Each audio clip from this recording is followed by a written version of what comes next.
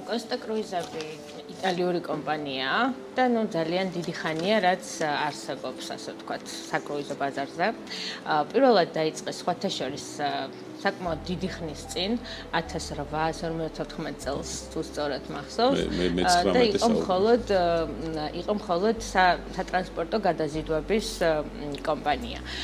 და დაახლოებით 100 წელი ამ პრინციპით მუშაობდნენ და შემდეგ გაუშვეს პირველი გემი, რომელიც იყო საკრუიზო გემი, ანასი ერქვა, ზუსტად ამ გემს და პირველად წავიდა იტალიიდან სამხრეთ ამერიკის მიმართულებით, ანუ ტრანსატლანტიკური მარშრუტი შეასრულა.